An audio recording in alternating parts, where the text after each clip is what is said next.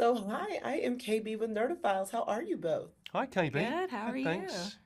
Doing well. Listen, this show is hilarious. Like, I had a good time.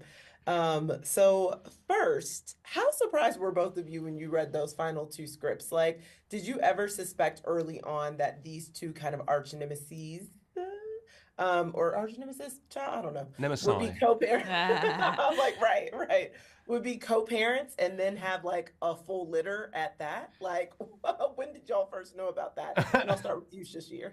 Oh man, I mean, it made the title "Exploding Kittens" make a lot more sense, to be honest.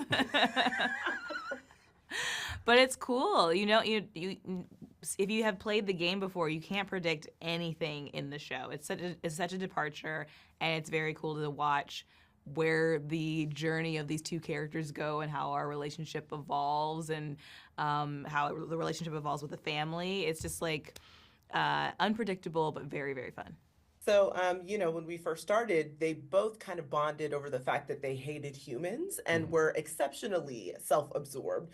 But of course, like you alluded to a little bit, Sasheer, like as the humans get more involved with the family, and of course, as we get the reveal that Devil Cat herself is actually half human, they start to kind of build more of an affinity for the humans. So my question for both of you is, do you think it will last? Because obviously there has to be a second season. First off, we need these other kittens to do other things. But besides that, it feels like, will they permanently kind of, stay in this state where they are actually kind of aligned with the humans? No, well, I mean, the only time that we ever spent time together was, and bearing in mind, we shot this. We recorded this like 2 years ago. Yeah. So Oh, it wow. was, it was, just after COVID. Everyone was still inside all the time, and so we would do read-throughs on Zoom.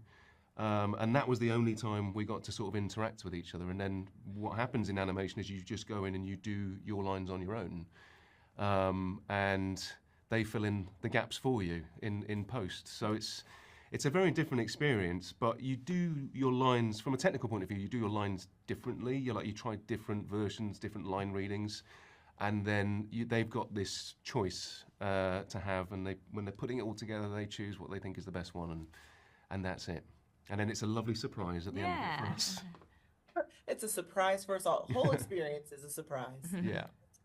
Yeah, I've talked to some people who've done voice recordings before, and they've actually allowed them to be in kind of mirroring booths so that they Hmm. could see each other, Hmm. and kind of like play off of their facial expressions and kind of do that. So this is interesting. But of course, as you said, COVID, full lockdown, the only thing you're doing is just recording, by yourself. But Yeah. And thankfully, we just listen, have natural chemistry. Yes. So right, we didn't have to be in exactly. the same room Yeah. anyway.